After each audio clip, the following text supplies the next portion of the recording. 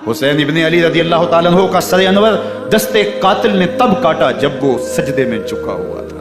یزید نے کہا میں بیعت لوں گا، امام حسین نے کہا کبھی بھی نہیں دوں گا، یہ سر کٹ سکتا ہے جھک نہیں سکتا۔ اور یہ اس بات کا اعلان تھا کہ ہم جیت گئے اور حسینی ہار گئے، اور لشکر یزید میں غوغا مچ گیا، نعرے بجنے لگے کہ ہم جیت گئے، دیکھو امام حسین شہید کر دیے گئے، اور سر کاٹ کے نیزے کی نوک پہ چڑھایا گیا۔ لیکن لشکر یزید سے یہ آواز آئی، یہ کیسا سر ہے جو کٹ کے بھی سر بلندی ہے، کٹ گیا ہے پھر بھی اونچا ہے، یہ سر سجدے میں کٹا ہے، رب کے حضور عبادت کی حالت میں کٹا ہے۔ حسین آج بھی سجدے میں ہے، بلکہ کٹے ہوئے سر کا رخ زمین کی جانب تھا اور کٹی گردن آسمان کی طرف، یوں نیزے پہ پرویا گیا، بآنکھ کے سر نیزے پہ اور سوئے زمین ہے روح، یعنی سجدہ ثانی کی ہے آرزو۔ رکعت کے 2 سجدے ہوتے ہیں، ابھی ایک سجدہ ہوا تھا کہ دستے قاتل نے سر کاٹ دیا، کہا حسین کی پیشانی میں دوسرے سجدے کی تمنا مچل رہی۔ یہ تھا حسین ابن علی کا سجدہ۔